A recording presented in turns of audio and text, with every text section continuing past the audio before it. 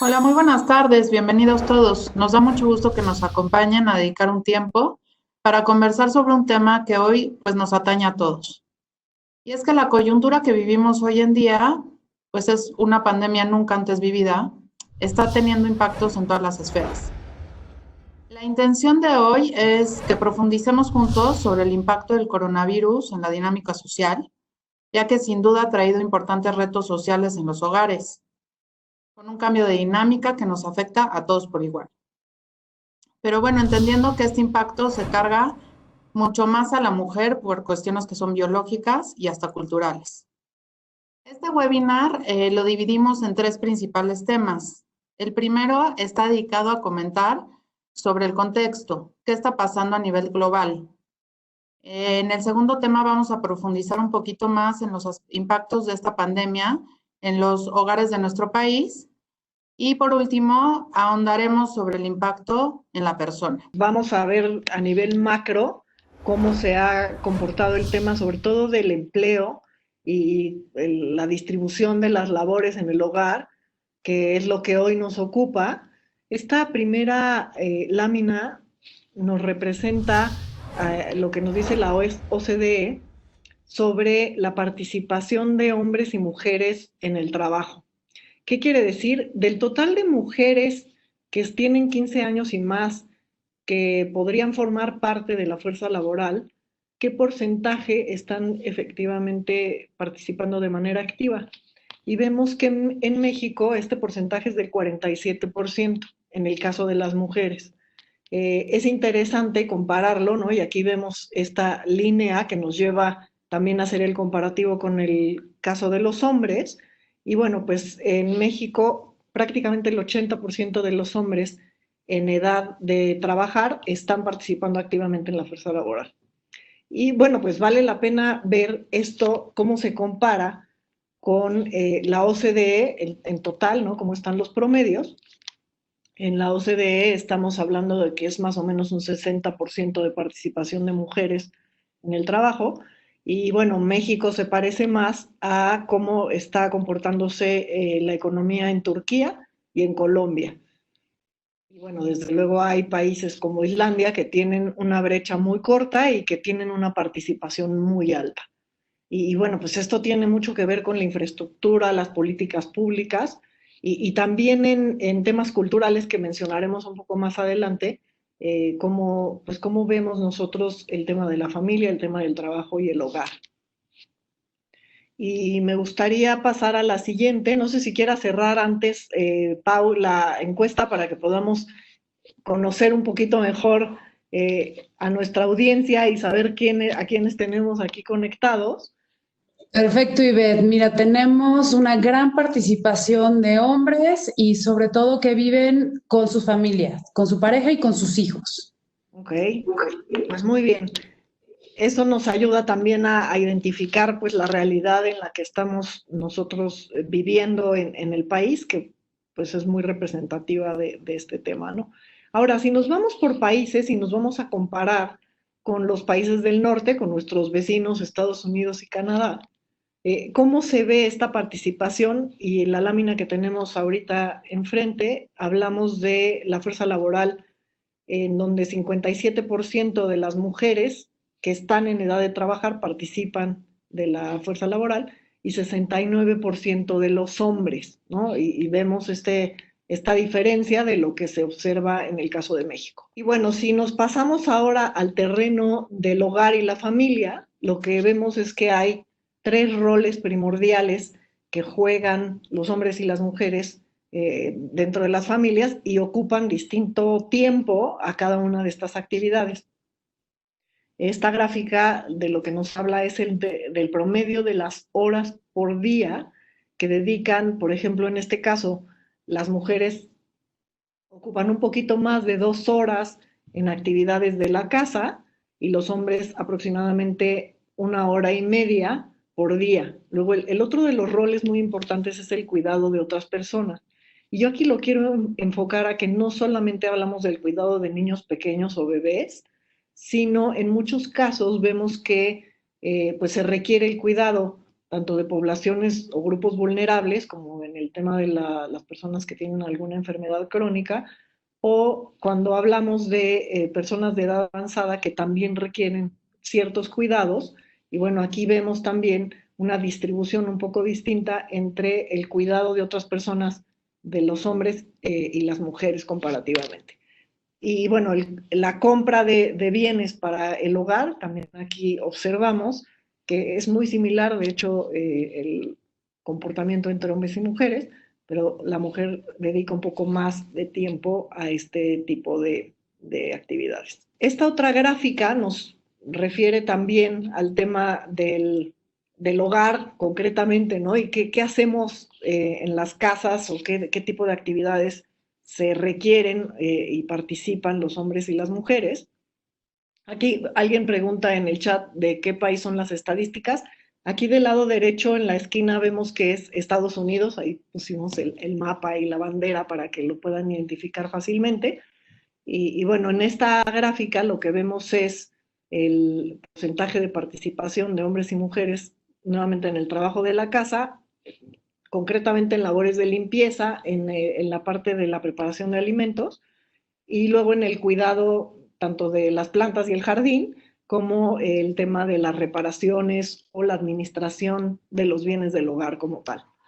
Y vemos también esta distribución entre las actividades que realizan hombres y las que realizan las mujeres. Concretamente, ¿a qué dedican este tiempo del que hemos venido hablando? Y principalmente las mujeres dedican una gran, pues casi la mitad del tiempo entre la preparación de alimentos y bebidas, la parte del lavado de la ropa y la limpieza de la casa. Y en el caso de los hombres hay una mayor diversificación en estas actividades, pero vemos que también participan en el tema de preparación de alimentos y en el tema del cuidado del jardín y las reparaciones o el mantenimiento del hogar. Hablemos ahora de Canadá y después pasaremos también a ver el comportamiento de las cifras en México.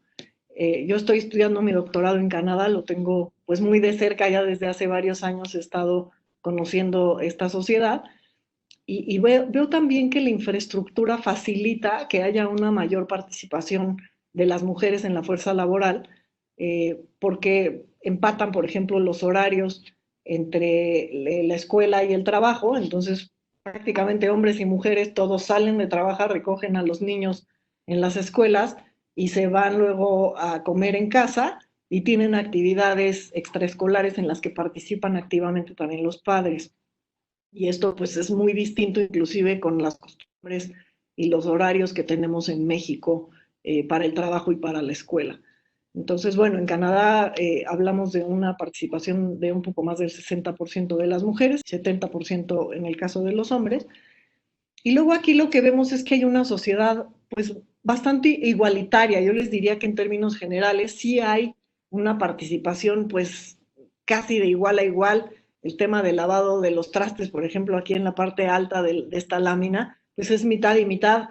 Aunque seamos realistas, usan lavadora de trastes prácticamente en todas las casas, entonces esta labor es mucho más fácil. Después el tema de las compras, que también vemos que ambos participan activamente, y la organización de la vida social de la familia. ¿En qué actividades participan más las mujeres en Canadá concretamente? En el tema del lavado de la ropa y en la preparación de alimentos. Y los hombres principalmente en las actividades del cuidado del jardín y el mantenimiento de y las reparaciones del hogar. Que también hay que comparar peras con peras, porque en Canadá, por ejemplo, el salario mínimo es altísimo, el costo de la mano de obra, entonces la gente literalmente planta sus jardines cuando termina la temporada de invierno y tienen mucho trabajo que hacer en la casa, que aquí en México no se realiza necesariamente de manera directa porque se contrata al plomero, al carpintero, al jardinero, etcétera, ¿no? En México, ¿cómo se ven estos datos? 44% de las mujeres participan en la fuerza laboral activamente, o sea, del total de mujeres mayores de 15 años que podrían formar parte de la población económica o que forman parte de la población económicamente activa, el 44% están activas, digamos, en un empleo. Y el 75% de los hombres respecto a este grupo. Ahora, algo aquí muy importante es que no necesariamente quisiéramos pasar el mensaje de que las mujeres que no están participando en la fuerza laboral no están agregando valor. Yo creo que este sería un error muy grave, porque el valor que generan es un valor desde otro lado, pero bueno, pues ahora tenemos la posibilidad de replantear, ¿no? Que la pandemia nos da la oportunidad como de hacer reset y vamos a reiniciar con una forma mucho más saludable y equitativa de poder compartir tanto el trabajo como las labores en casa, como el cuidado de otras personas. Entonces yo creo que ahora lo que nos toca, además de ver esta fotografía y reflexionar al respecto, es identificar cómo queremos escribir la historia, cómo queremos que se vea para nosotros en los siguientes meses y años, y también para las siguientes generaciones, quienes tenemos hijos, cómo quisiera que mis hijos vivieran esta relación, el trabajo, la familia, la casa, cómo administramos el tiempo, etc. Hablábamos de este tema del trabajo no remunerado, que representa el 23.5% del PIB a nivel nacional. Estos son datos del INEGI y bueno, pues al final, como decíamos, hay un valor realmente importante de este trabajo que se realiza, aunque no es remunerado dentro de los hogares y donde las mujeres toman un rol muy importante. Bueno, en este trabajo no remunerado que tiene que ver con la parte del cuidado del hogar y de, pues, tal cual, ¿no? De las actividades domésticas, vemos que sí, efectivamente, la participación de las mujeres en esta generación de valor es mucho más amplia que en el caso de los hombres, ¿no? Así se ha distribuido pues las labores a lo largo de décadas y pues ahora, como les decía, nos toca replantear o analizar si queremos mantener este status quo y quién está siendo afectado por esta situación, queda muy evidente, desde luego, en el tema de la pandemia que comentaremos en un momento. Algo aquí importante, bueno, tuvimos una vista muy rápida de cómo se ve el empleo a nivel de la OCDE en Estados Unidos, Canadá y México, pero aquí hay que contrastar también la información con algunas variables culturales. Existe un estudio de Gert Hofstede que publica de manera recurrente en el que nos habla de 6 dimensiones que reflejan y comparan distintas culturas de acuerdo al país. En el caso de México, lo que vemos es, y me voy a enfocar sobre todo en las que sobresalen, ¿no? Vemos que hay la masculinidad es una característica de la cultura mexicana, ¿no? Existe mucho más como esta actitud competitiva de desarrollar pues cierto, sí, cómo nos vinculamos, digamos, a nivel social. El tema de la distancia o las jerarquías, ¿no? Qué tan jerárquico o la distancia con respecto al poder, cómo se administra. ¿Esto cómo se ve en la práctica? ¿Qué quiere decir que haya un alto power distance? Se respetan mucho las jerarquías, tanto en las familias como obviamente en las organizaciones.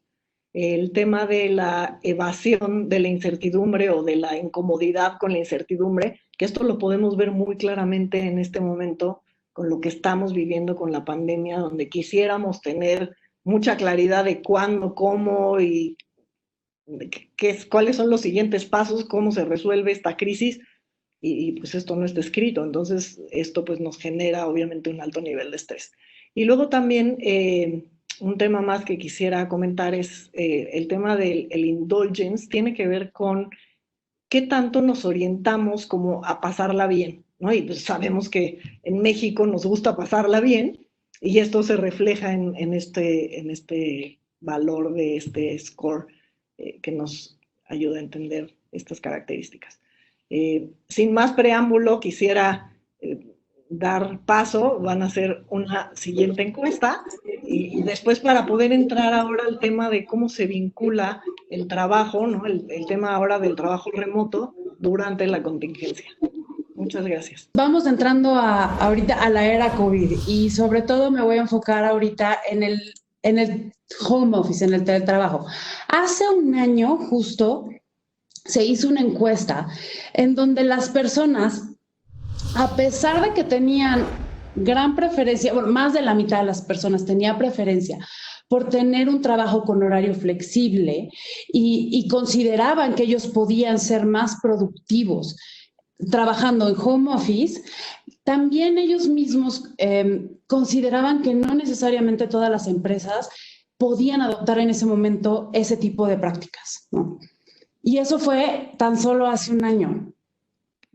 Este año eso se vio reflejado, ¿no? Porque aquí con cifras de la Secretaría del Trabajo podemos ver que el 70% de las empresas realmente tiene el potencial de implementar el teletrabajo. Aquí estoy hablando en marzo, el 30 de marzo. No sé si de marzo para acá hayan cambiado los números, pero lo que quiere decir esto es que solamente el 20% de las empresas de México estaba preparada para poder mandar a su personal a hacer home office. Y esto tiene que ver mucho con la infraestructura que tenían esas empresas o que se tiene dentro de las empresas. Aquellas personas que sí han podido participar en actividades vía internet ahorita, aquí el financiero nos dice que la mayoría se está enfocando o las está utilizando específicamente en actividades académicas o laborales. Sí, por ahí hay algunas actividades más, como bien dice, servicios religiosos, yoga, meditación o simple y sencillamente estar con los amigos, pero sobre todo la gente está utilizando estas herramientas para poder laborar. O sea, sí se llevaron el trabajo a la casa. Ahorita el COVID hizo que nosotros nos fuéramos a nuestras casas, pero en nuestras casas nosotros ya teníamos responsabilidades, sobre todo cuidados, ¿no? Como bien decía Ivette, cuando hablamos de cuidados no necesariamente son cuidados hacia los hijos, sino que pueden haber otras personas dentro de nuestra misma comunidad o familia que también lo requieran, ¿no? Antes del COVID, y estas son cifras de la ONU, el cuidado de las personas en México recaía principalmente en las mujeres. Y estas estaban asumiendo alrededor de 39 horas a la semana nada más cuidando a las personas. Obviamente es un trabajo no remunerado. El día de hoy y con el contexto actual, esta carga invisible se incrementó. Y se incrementó por varias razones. La primera, ¿no? Se cerraron las escuelas, las guarderías o simple y sencillamente las personas que nos apoyaban con el cuidado de nuestros hijos, hoy no nos pueden apoyar por la vulnerabilidad que tenemos ante el contagio. Entonces, hoy tenemos que cuidar y atender e inclusive sentarnos con nuestros hijos para sus clases, para su propia escuela, en horas laborales. Luego, los sistemas de salud están saturados. ¿Qué pasa? Que muchas veces nos tenemos que llevar al hospital a nuestras casas.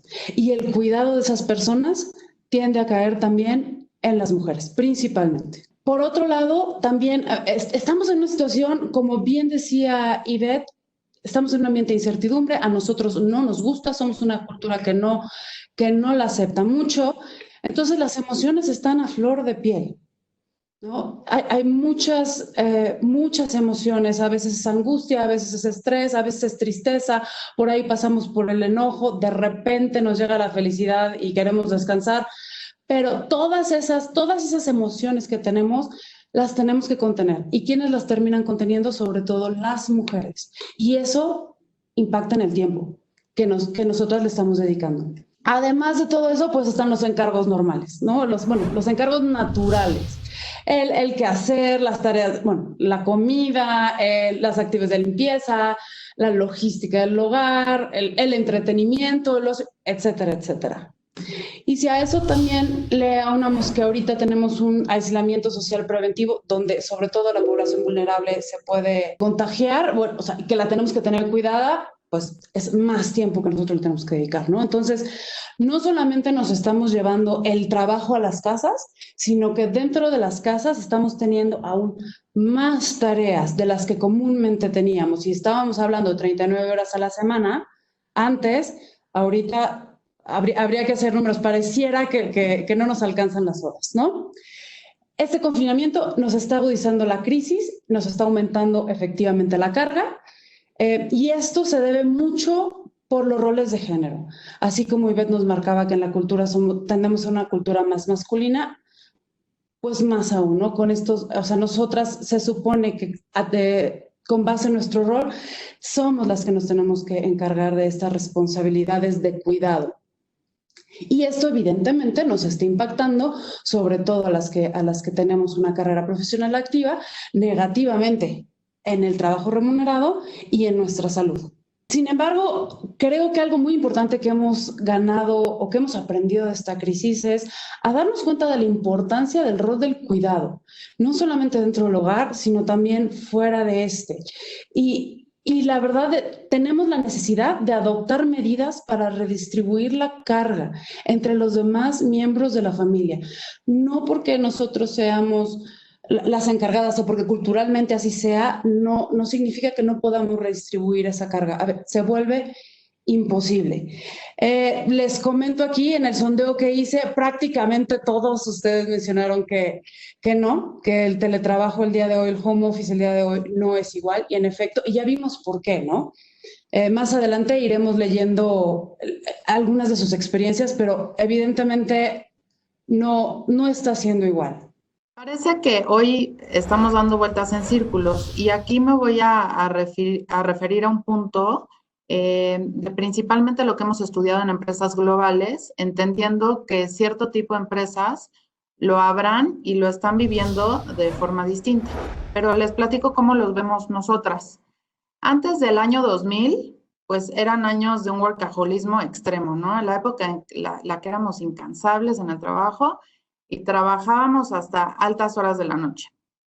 Pues nada nos importaba más que el trabajo. Las organizaciones justamente esperaban eso de nosotros y que no se alineaba, pues parecía que no estaba comprometido. Nuestra identidad se iba formando a través de qué tan exitosas o exitosos éramos y nos definía nuestra posición o tal vez nuestro crecimiento laboral. Y en realidad lo que estábamos haciendo ahí era incorporar nuestra vida al trabajo. Esto fue cambiando con el tiempo y llega la década del 2000, que aquí le llamamos pues del trabajo al equilibrio, ¿no? Porque comenzamos a vivir cambios importantes. Nos movimos a trabajar a un esquema de eficiencia versus horas. Si se acuerdan, nos dimos permiso de trabajar menos, pero de forma más productiva. Es la época en la que empieza el flex time, con la posibilidad de elegir diferentes horarios de entrada y nos da la oportunidad de organizar las actividades fuera del trabajo. Se integraron actividades de ocio en la oficina, como tal vez la televisión en los comedores y hasta los mismos comedores. Y sin duda el desarrollo en tecnología nos ayudó a trabajar de manera mucho más eficiente. Las organizaciones empezaron a cambiar con nosotras y nosotras pues al mismo tiempo con ellas, ¿no? Empezamos a tener un discurso de bienestar después del trabajo y nos dábamos tal vez permiso de salir un poco más temprano, es decir, tal vez si antes salíamos a las 10, ahora a las 7. Sin embargo, la década del 2010, la que le llamamos al balance, justamente empieza a hablar sobre eso, sobre el balance de vida y pasamos del flex time al home office, 1 o varios días a la semana, dependiendo de la empresa, tal vez gimnasios en espacios laborales, prestaciones en vacaciones o en días personales, facilidades para padres, flexibilidad en permisos y hasta ahora masajes en la oficina. Y bueno, en esta nueva década comienza a emerger lo que llamamos hoy como el Life Work Blend, donde echamos todo a la licuadora, se mezcla y se convierte en una misma materia, en donde en realidad lo que estamos haciendo es incorporar hoy el trabajo a la vida personal. Y aquí la combinación de trabajo y vida significa que no siempre se tiene que designar tiempo o energía o el enfoque establecido solo para el trabajo o a la vida, sino que se puede encontrar satisfacción en una incorporación de ambos, una incorporación saludable de ambos. Es decir, por ejemplo, puedes pasar 1 hora extra en el trabajo un día, pero tal vez luego menos tiempo al día siguiente, o sales temprano de la oficina para recoger a tu hijo de la escuela, pero aún estás disponible por si llega alguna necesidad o requerimiento urgente. Y lo que antes se llamaba equilibrio de vida era la idea de que las vidas profesionales y personales pues competían entre sí, pero en realidad son distintas, ¿no? Así lo concebíamos antes. Es posible que tal vez hayas pasado demasiado tiempo en la oficina, pero antes nunca te ibas el trabajo a la casa. Hoy la mezcla de la vida laboral elimina esa distinción. El trabajo y el hogar son lo mismo. Y pues a primera instancia parece terrible, ¿no? Porque pareciera que siempre está ahí en el trabajo. Pero los defensores de este concepto lo que dicen es que se trata de entender que el éxito y la felicidad en uno se alimentan en el otro. Y bueno, llega el 2020, pues que efectivamente nos sorprende en inicio de año con una pandemia nunca antes vivida, y estamos hoy sumergidos en un entorno tecnológico que parece que lo permite todo, y en donde en realidad parece que regresamos al mismo punto, a ese punto que les platicaba yo antes, previo al 2000, en donde vivíamos para el trabajo, en donde pasábamos horas frente al monitor, con juntas sin final y agendas al tope. Con días hoy en lo que efectivamente nos hacen falta horas, sin equilibrio y mucho menos sin balance, ¿no? Y así es como hoy se vive el work-life blend, en esta licuadora, ciertamente de emociones, a la máxima potencia, y en donde las líneas divisoras en nuestra vida y el trabajo, pues hoy se ponen borrosas. Y llega entonces este síndrome del busyness, que a lo mejor algunos de ustedes ya lo han escuchado, porque pues estamos acostumbradas a no perder el control y a querer hacer todo siempre nosotras mismas y siempre bien. Y acostumbradas, que la definición de acostumbradas es a repetir con suficiente frecuencia hasta que se hace un hábito, a estar siempre ocupadas. Y ojo, lo peligroso es que ya es un hábito. Porque sí, pues hay algunas personas que son adictas a estar ocupadas. Y este síndrome hoy pues nos ayuda a estar saturados o saturadas de actividades y nos ayudan a evadir la realidad, evitar pensar en lo que nos preocupa y crea cierta tensión para no perder el control y evidentemente sentirnos pues como siempre supermujeres, ¿no? Y bueno, pues con todo esto, con este work-life blend y con el busyness llega el burnout.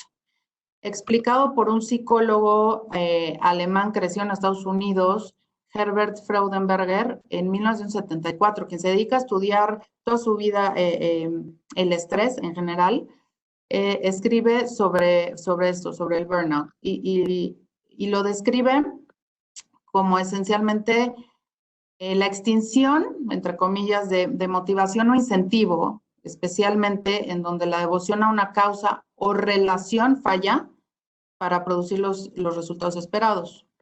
¿Y qué quiere decir esto? Pues es simplemente una reacción al estrés al trabajo, que sea prolongado o crónico y está caracterizado básicamente por tres dimensiones, ¿no? Una es el agotamiento, otra es el cinismo, y el cinismo pues nos referimos como una menor identificación en el trabajo, y en tercer lugar el sentimiento de reducción de habilidad profesional. Podemos ver cuáles son los síntomas de este burnout y por supuesto hay algunos síntomas físicos, ¿no? Que seguramente algunos de ustedes estarán viviendo, como lo son dolores de cabeza, migraña, insomnio, dolores de estómago y problemas intestinales.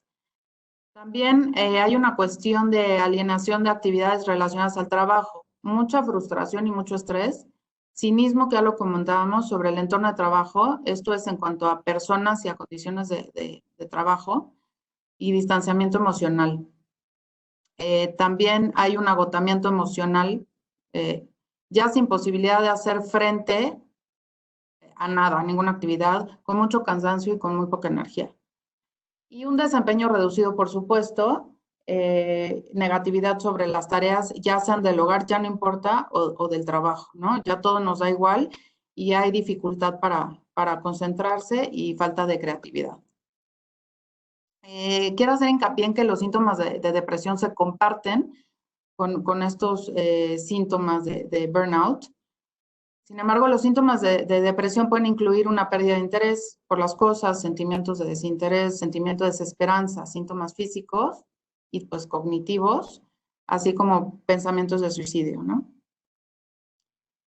En la siguiente, bueno, aquí lo que vemos es que este burnout se suma a un concepto llamado hoy como fatiga de decisión, ¿no? Que se refiere principalmente al deterioro de la calidad de las decisiones que vamos tomando después de una larga sesión de toma de decisiones. Según los expertos, les explico, a lo largo del día tomamos más o menos 35,000 decisiones de manera inconsciente, ¿no? Si duermes más o menos 7 horas al día, tendríamos un total de unas 2,000 decisiones a la hora, o lo que es lo mismo, pues una decisión cada 2 minutos. Y cada decisión, evidentemente, nos abre una puerta hacia otra decisión, y esto, pues, al agotamiento mental, ¿no? La fatiga de decisión no tiene nada que ver con la fatiga física. Cuando sufres esta fatiga de decisión, tu cerebro ya no es capaz de hacer uso de tu cuerpo, todo te da igual y buscas resolver los conflictos de la forma más sencilla posible.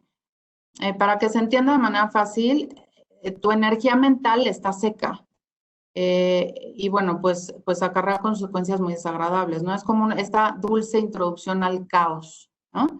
El COVID-19 lo que nos está obligando a hacer es a lidiar de manera más rápida con decisiones difíciles en un entorno muy nuevo y desconcertante, ¿no?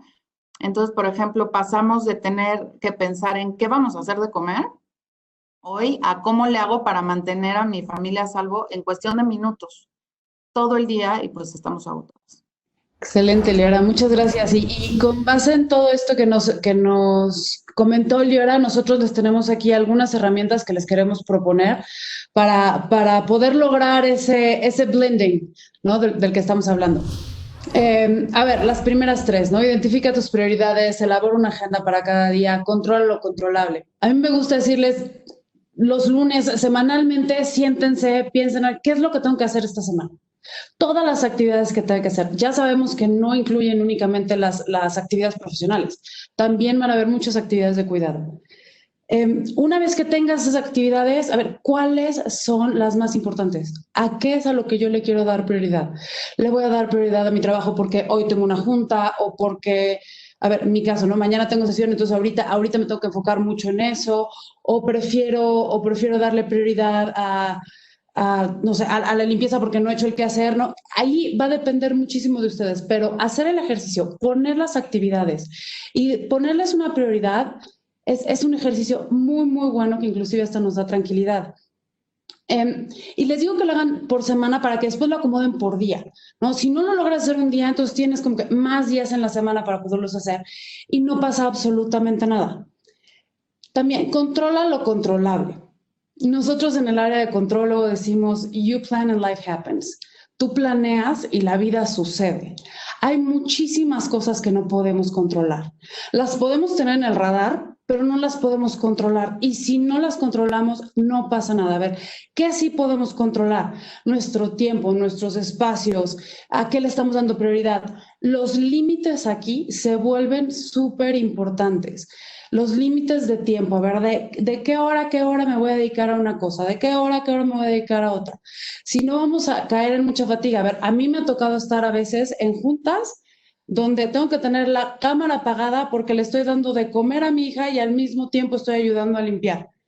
Pero también estoy queriendo escuchar lo que está en la junta, ¿no? Entonces, tener esos espacios y marcar esos límites con tiempo funciona muy bien. También marca tus espacios físicos también son un límite. A ver, voy a trabajar aquí, voy a estudiar aquí, aquí voy a comer, ¿no? Eso nos ayuda a tener orden y entonces también emocionalmente vamos a estar mucho mejor.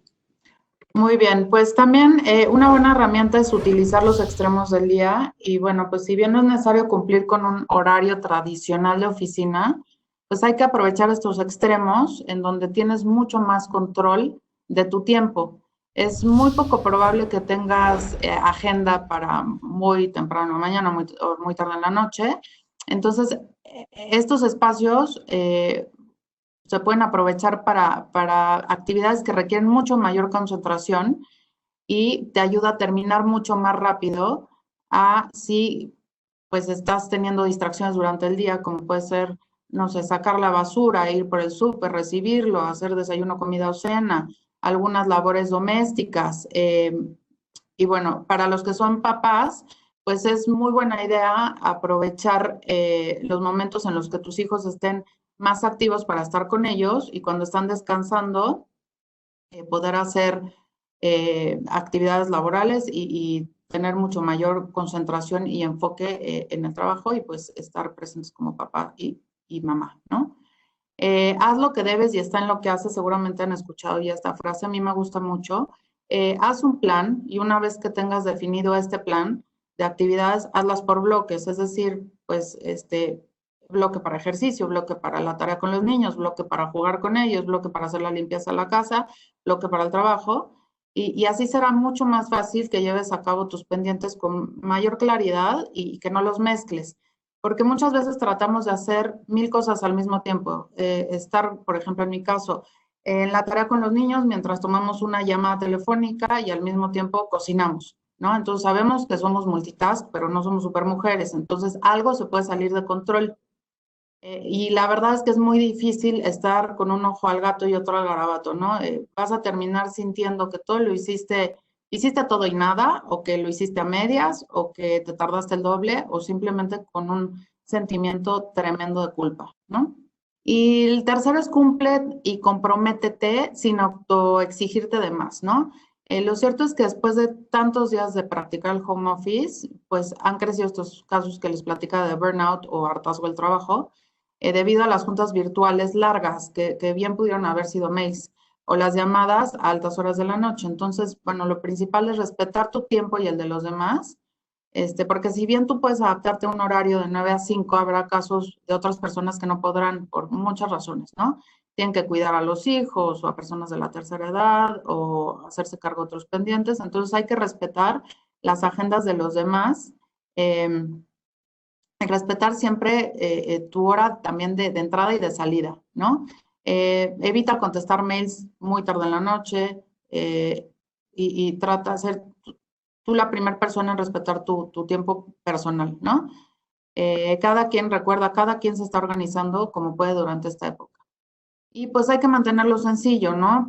Pensamos que con el home office el fenómeno de las juntas que pueden ser mails se iba a terminar y la verdad es que no es cierto, ¿no? Entonces intenta que las juntas no duren más de media hora, incluso si es para ver un estatus sencillo, hacer algunos emails con algunas viñetas muy puntuales y bueno, pues se trata de cumplir y sí dar más de ti, pero siempre con los límites y evitar esto del burnout. Pues bueno, yo a lo largo de mi investigación doctoral he estado estudiando el tema de la resiliencia. Entonces, las herramientas que ahora les comparto se derivan de esta investigación que he estado realizando, particularmente en entornos de desastres. Yo sigo estudiando el efecto del terremoto de 2017, pero he visto también otra serie de desastres y bueno, el COVID-19 no es la excepción. Y algo muy importante para poder desarrollar esta resiliencia es contar con una red de apoyo. Y yo aquí quisiera decirles que tanto los países como las organizaciones y los individuos requieren tener visible esta red, con quién cuento, que no necesariamente pues es lo que hago en el día a día, sino en términos generales, pues quién me ayuda a salir adelante, sobre todo en una situación de desastre. En este momento, pues los primeros que están cerca son los integrantes de la familia, entonces esta red necesita considerar a todos y a lo mejor si en mi familia hay niños pequeños, ellos también pueden formar parte de esta red y pueden desde hacerse responsables de sus tareas y también cooperar en el hogar y bueno, también desde luego los adultos renegociar o negociar este tipo de situaciones. ¿Qué otras redes de apoyo tenemos? Bueno, las redes de vecinos. Hoy sabemos también que con el tema como tal, de la pandemia, tenemos que tener planes en caso de que algún miembro de la familia se llegue a enfermar o en nuestras organizaciones de la misma manera y contar con esta red que tenemos que tener muy visible para saber quién puede entrar a apoyar en un caso que se pueda requerir. Otro tema importante es darnos un respiro, ¿no? Suena muy obvio y básico, pero créanme, habiendo sido coach por algunos años de distintos ejecutivos de varias organizaciones grandes, lo que me he dado cuenta es que en nuestra generación está mal visto y no nos damos permiso de descansar. Entonces, una parte muy importante el tema del cuidado del sueño, el cuidado de la alimentación. Por aquí también nos compartía Eddie que en su familia están haciendo ejercicio y así liberan el estrés. Eso es buenísimo, es muy importante que el ejercicio que a ti te guste. Ahora todo se puede hacer con la ayuda de YouTube. Hay distintas rutinas de ejercicios y cosas que se pueden hacer, aunque no tengas un espacio muy grande para llevarlo a cabo, pero es fundamental para cuidar la salud mental. Les diría que una de las cosas que a veces pues no tomamos en cuenta también en las organizaciones es el cuidado emocional y la parte pues de la salud mental de los trabajadores, y eso pues hay que observarlo también en nuestras familias y en nosotros mismos. Si nos damos cuenta que estamos teniendo algunos de estos síntomas de burnout, hay que pedir ayuda. Hoy existen mecanismos como por ejemplo el CONADIC está poniendo a la disposición líneas de ayuda sin costo, la UNAM, Locatel, hay varios instrumentos de apoyo a los cuales se puede acudir, o cualquier psicólogo o psiquiatra que la familia conozca, que les permita también pues sobrepasar esta situación, particularmente en aquellos casos en donde ha habido ya algún contagio o incluso algún deceso que pues implica una situación de duelo, que es además un duelo complicado porque no logran procesarlo de la manera tradicional, ¿no? Esta lejanía y luego tampoco también el no poder participar en los servicios funerarios, pues esto complica mucho el proceso de duelo. Y bueno, al final también la gestión de la incertidumbre pues tiene que ver con vivir un día a la vez. Yo creo que si les pudiera yo dejar un consejo de lo que he vivido a partir de esta investigación y trabajando con gente que ha estado en situaciones límite, es eso. ¿Cómo puedo incluso encontrar la felicidad en medio de la adversidad? En esta situación incontrolable que no sé cuándo va a terminar, que me lleva a tener altos niveles de estrés, hacer cosas que nunca había hecho, hay la posibilidad de crecer. Hay quien lo ve desde el lado oscuro y dice, no, esto va a generar un estrés postraumático a largo plazo que nos puede afectar. Bueno, sí es una posibilidad, pero también nos puede generar un crecimiento postraumático que nos lleve a fortalecernos y a ser todavía mejores personas, mejores líderes y una sociedad mucho más integral. IPADE. The World Calls.